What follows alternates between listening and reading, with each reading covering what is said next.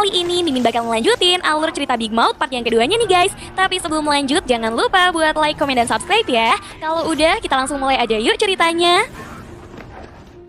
Di episode sebelumnya, saat Chang Ho menghadang mereka, ia pun tidak menyangka jika ia dikhianati oleh ketua Yang atau si botak Chun-sik. 안녕.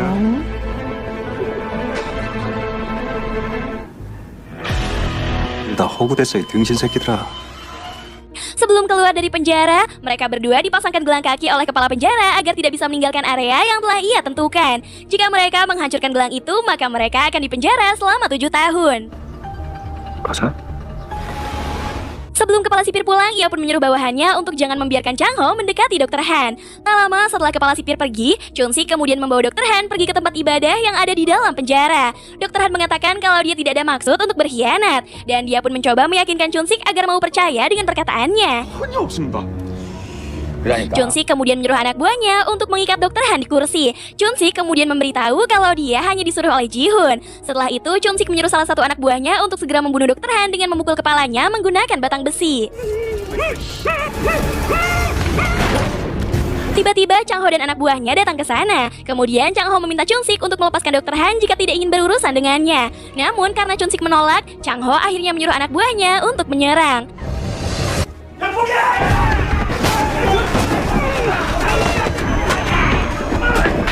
Setelah perseteruan itu, Chang Ho rupanya berhasil membawa Dr. Han. Chang Ho mengatakan bahwa Gong Ji-hoon mencoba untuk membunuh Dr. Han. Artinya, dia ingin menyalahkan Dr. Han atas segalanya di persidangan nanti. Chang Ho kemudian memperingati Dr. Han untuk mau mengakui semuanya di persidangan. Jika Dr. Han berkata jujur, maka hidupnya akan seperti di neraka. Gong Ji-hoon bukan siapa-siapa, melainkan orang-orang di belakangnya itu jauh lebih menakutkan. 사람들이 연관돼 있어. 백그라운드가 있다는. Mendengar pernyataan itu, Chang Ho mendesak Dr. Han agar memberitahu siapa orang-orang yang ada di belakangnya. Namun di sini ia menolak dan menyarankan Chang Ho untuk jangan lagi mencari tahu soal makalah Profesor Seo. 이면 내가 네가 하라는 대로 다 할게. Ternyata perseteruan mereka hanya sandiwara yang sudah direncanakan oleh Chang Ho. Dan Chun-sik sama sekali tidak berkhianat kepadanya. Saat nanti keluar dari penjara, Chang Ho berjanji akan menjaga Chun-sik selama ia hidup. Dan itu merupakan bentuk terima kasihnya. 제가 책임져 드릴 테니까. Sementara di sisi lain, seorang pasien yang tengah sekarat malah dibiarkan begitu saja oleh dokter. Miho mengatakan kalau nyawa pasien masih bisa diselamatkan. Namun kepala perawat menghentikannya karena pasien tersebut merupakan pasien dengan larangan resusitasi.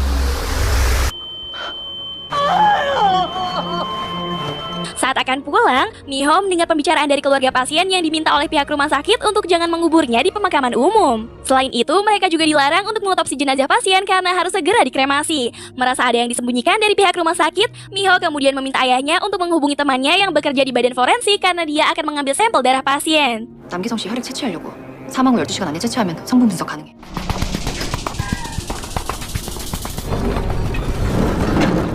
Saat itu juga, Miho langsung masuk ke kamar mayat. Setelah mengeluarkan mayat tersebut, ia pun langsung mengambil darahnya.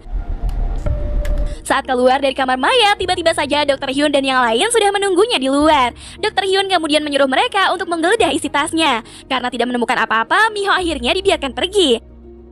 Saat jam kerja, Miho kembali masuk ke kamar mayat karena ternyata ia belum mengambil darah si pasien. Setelah darah itu berhasil didapat, ia pun segera masuk ke dalam lift. Namun saat lift itu ditutup, tiba-tiba saja pintunya kembali terbuka. Entah bagaimana caranya, namun tiba-tiba ada seorang pria yang masuk ke dalam lift dan langsung menyerang Miho menggunakan pisau.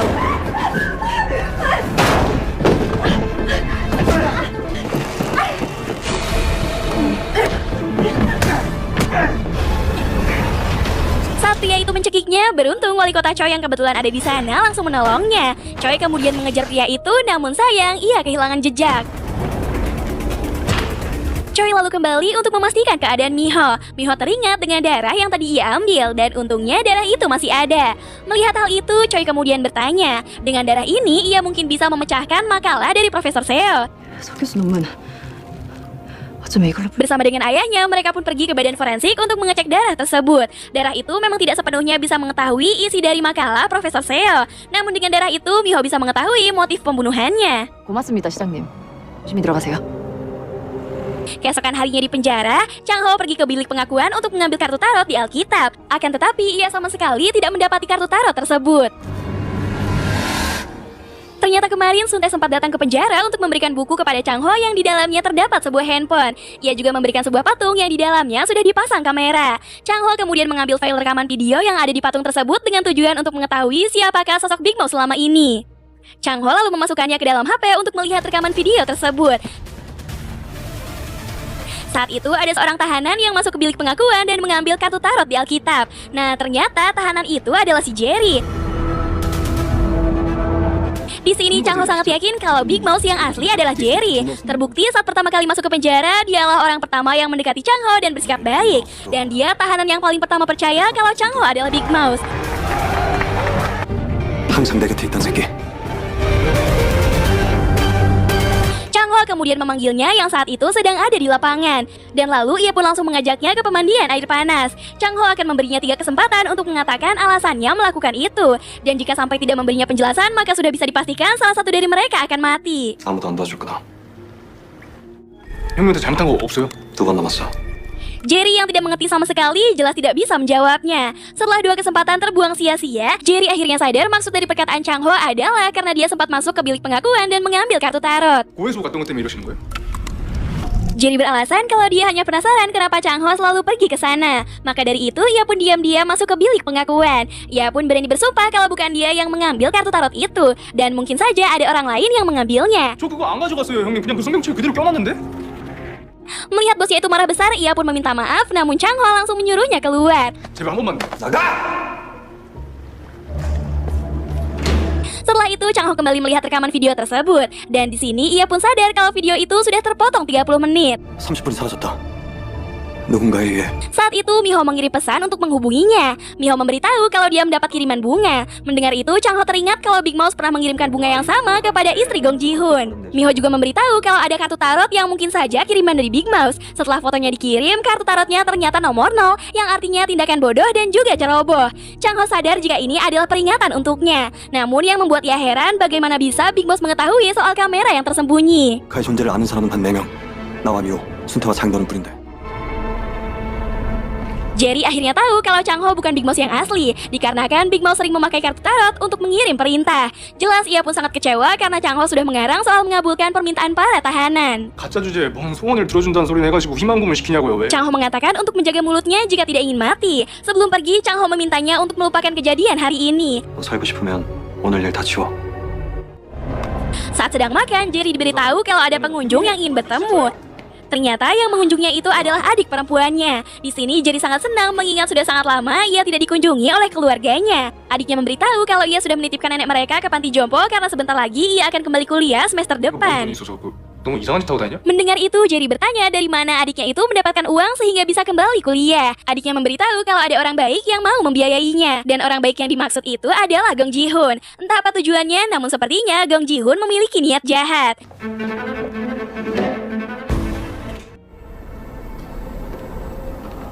Saat kembali ke dalam sel, Jerry memberitahu mereka jika ia sudah bebas karena para korbannya sudah mencabut semua tuntutan. Kemudian ia pun memberikan mereka minuman termasuk Chang Ho. Di sini Chang Ho berpesan agar Jerry berubah menjadi orang yang lebih baik lagi. 사고 쳐서 또 들어오지 말고. Saat Chang Ho meminum minuman itu, Jerry terlihat merasa bersalah. Nah ternyata Ji-hoon menyuruhnya untuk memberikan minuman itu kepada Chang Ho yang sudah diberikan racun. Awalnya Jerry sempat menolak, takut jika Chang Ho sampai mati. Namun Ji-hoon mengatakan bahwa hal itu tidak akan terjadi, karena Chang Ho hanya akan merasakan sakit perut.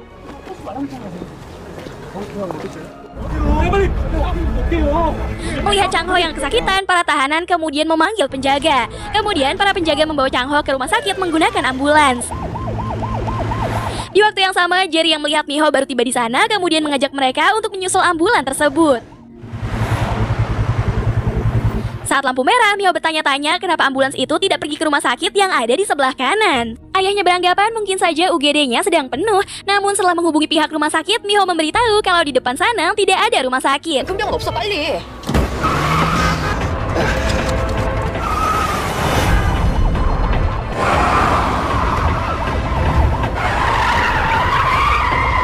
Beruntung mereka berhasil menghentikan ambulans tersebut sebelum terlambat.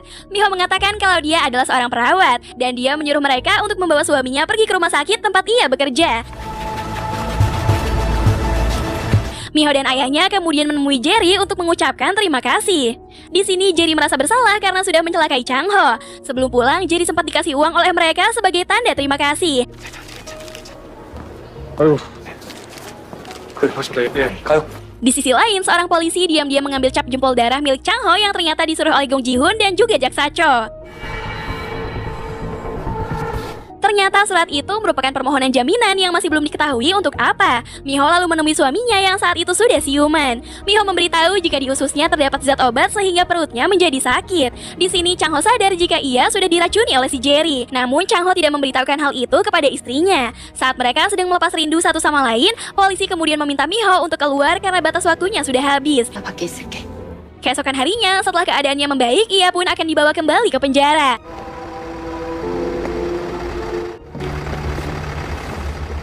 Di tengah perjalanan, Chang-ho penasaran dengan orang yang sudah menyuruh Jerry untuk meracuninya. Sadar kalau dia akan dibawa ke tempat lain, Chang-ho kemudian memberontak. Sialnya, saat itu Chang-ho berhasil dilumpuhkan setelah polisi menyuntikkan obat bius.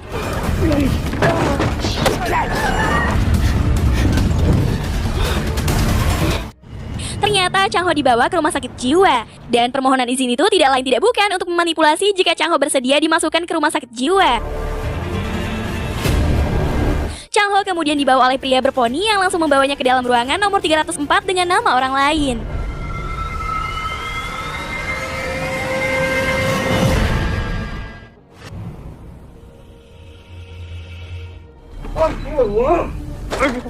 Saat itu, kepala perawat masuk ke ruangannya dan menyuntikkan penenang. Tak lama setelah itu, Gong Ji-hoon bersama dengan Jaksa Choi berencana akan menyuntikkan serum kejujuran kepada Chang-ho.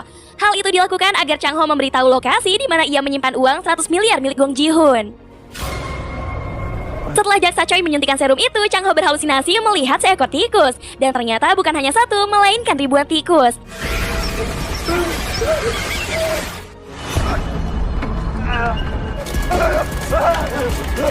Kemudian Ji-hoon bertanya di mana Chang-ho menyembunyikan uangnya. Namun karena efek dari serum itu, Chang-ho sama sekali tidak bisa berbicara dengan jelas.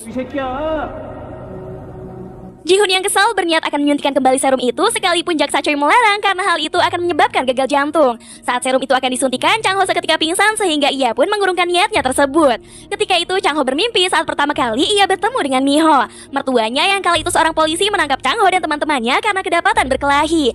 Nah, di sini terungkap bahwa Chang-ho ternyata berasal dari panti asuhan. 전 싸움 안 해요. 우리 보육원 애들. Miho yang kebetulan datang mengantarkan bekal makanan untuk ayahnya mengaku kalau dia mengenal Chang-ho. Dan ia pun bersaksi bahwa Chang-ho tidak bersalah. 들어갈게. 간다.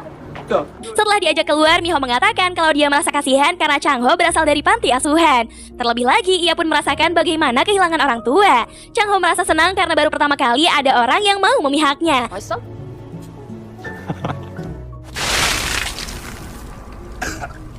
Setelah terbangun, Ji-hoon berniat akan menyuntikkan serum tersebut. Chang-ho yang panik lalu mengarang cerita kalau dia menyimpan uangnya di Gunung Gudal. 두달산 윗집 표지판 가라시. 거짓말이면 몽땅 다 맞고 죽는 거다. 아저씨, 여기 맞네. Setelah menemukan lokasi tersebut, mereka pun langsung menggalinya. Di luar dugaan, mereka ternyata menemukan sebuah kotak yang berisi sebatang emas. Ji-hoon langsung turun tangan berharap sisanya itu masih terkubur. Di sisi lain, terlihat seseorang yang kemungkinan besar adalah Big Mouse berhasil memindahkan semua harta yang dikuburnya dulu.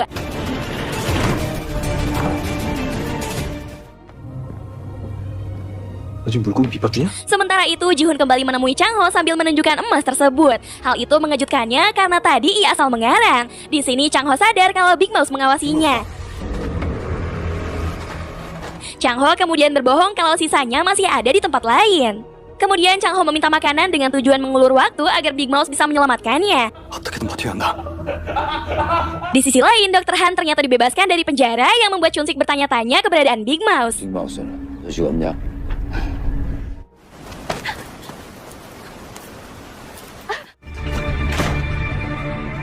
Hyejin yang merasa terintimidasi langsung memberontak dan mengancam dengan sebuah pisau. Beruntung Miho bisa menenangkannya dan meminta yang lain untuk keluar. Di sini Miho bersedia untuk membantunya untuk menangani suaminya yang sering melakukan kekerasan. Di sini Miho menyarankan untuk menceraikan Dr. Han, namun Hyejin menolak karena ia takut dengan suaminya tersebut. 거잖아요. 남편 사랑 때문이 아니라. Di sisi lain, Dr. Hyun ternyata menemui tetua yang saat itu sedang sakit. Tetua rupanya sedang mencari orang yang tepat untuk menggantikan posisinya. Mendengar itu, Dr. Hyun mempromosikan suaminya, yaitu wali kota Choi. Namun tetua sepertinya tidak setuju karena ia berharap Dr. Hyun lah yang menggantikan posisinya. Tak lama setelah itu, wali kota Choi tiba di sana. Dr. Hyun meminta suaminya itu untuk menjaga tetua. Setelah masuk ke dalam, secara mengejutkan wali kota Choi berniat untuk membunuh tetua. Namun tidak jadi karena sepertinya ia tidak tega.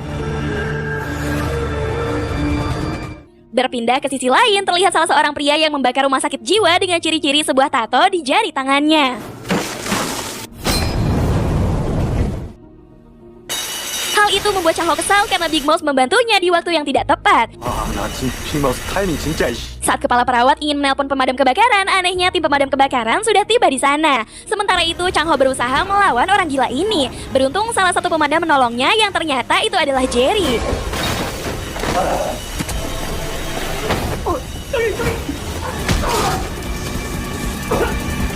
Chang Ho kemudian bangkit dengan menusuknya menggunakan pecahan kaca. Namun orang ini terlalu kuat sehingga langsung mencekiknya. Chang Ho lalu mencolok matanya dan berhasil menjatuhkannya hingga tewas akibat terbentur. Jerry kemudian mengajak Chang Ho keluar menggunakan mobil yang ada di parkiran. Kepala perawat yang melihat itu menyuruh para penjaga untuk mengejar mereka.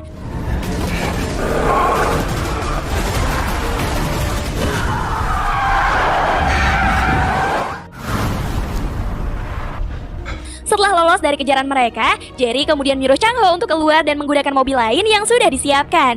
Chang Ho berniat untuk mengalihkan perhatian mereka karena ternyata ia sudah dibayar oleh Big Mouse. 너 때문에 미안해서 이러는 거면 빅마우스한테 돈 받았어요. 나중에 다 얘기할게요, 형. Chang Ho kemudian langsung mencari mobil yang dimaksud oleh Jerry. Nah, di dalamnya ternyata sudah ada HP, uang, dan juga pakaian yang sudah dipersiapkan. Sementara itu, Jerry berusaha mengalihkan perhatian para polisi hingga menerobos pemeriksaan.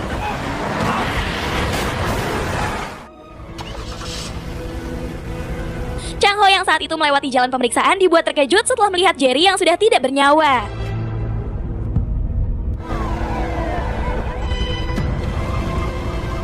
Ji-hoon yang sangat marah kemudian menyuruh jaksa Choi untuk menjadikan Chang Ho sebagai buron. Di tempat lain, Mi-ho memberikan sebuah berkas kepada Hye-jin yang mungkin saja bisa membuatnya berubah pikiran. Mi-ho meminta ayahnya dan juga Sun-tae untuk menghubungi YouTuber terkenal untuk menyebarkan berita di balik pembunuhan Profesor Seo. 여기 죽은 사람은 있는데 세상을 위해 뉴스멘트는 끝까지. Tujuannya agar kebenarannya dapat terungkap ke masyarakat. Saat itu mereka terkejut setelah melihat berita mengenai Chang Ho yang kabur dari rumah sakit jiwa. Di sini Chun-sik semakin yakin jika Chang Ho adalah Big Mouse yang asli. 배워라. 그래야 사람도 발전하는 거야. Ji-hoon dan yang lain merasa ketakutan karena Big Mouse berhasil kabur, dan hal itu akan membahayakan nyawa mereka. Malam harinya, Chang Ho mendapat pesan misterius yang menyuruhnya untuk datang ke sebuah hotel. Saat itu, Chang Ho merasa takut karena ia harus melewati pemeriksaan polisi. Saat gilirannya diperiksa, polisi tersebut justru membiarkannya lewat meskipun ia tahu bahwa Chang Ho adalah buronan. Nah, ternyata polisi tersebut memiliki tanda tato yang sepertinya dia adalah anggota dari Big Mouse.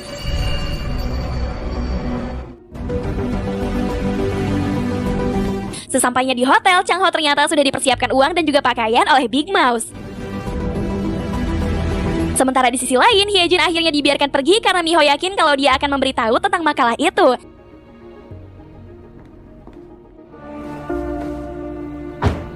Keesokan harinya, mereka pun berdemo di depan kantor kejaksaan bahwa Chang Ho diculik bukan kabur dari penjara. Melihat jaksa Choi ada di sana, Mi-ho mengatakan bahwa suaminya itu tidak kabur melainkan diculik. Jaksa Choi kemudian meminta HP mereka untuk memastikan apakah Chang Ho pernah menghubungi mereka atau tidak. Mengetahui bahwa istrinya itu berdemo di depan kantor kejaksaan, Chang Ho ternyata mengawasi dari kejauhan.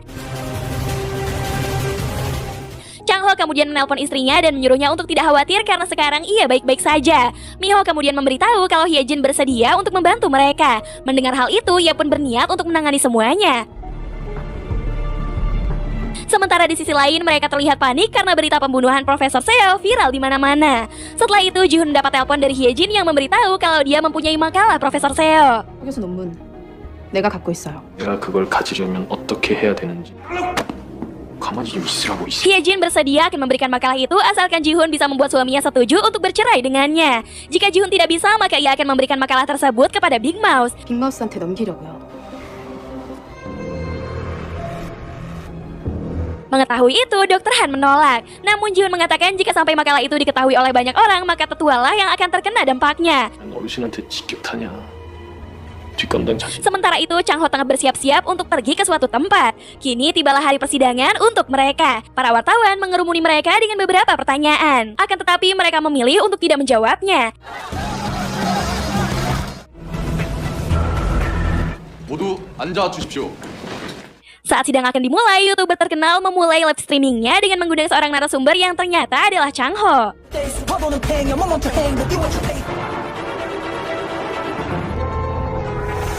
안녕하세요, 빅마우스 박정호입니다. 안에서 예언 하나 할까요?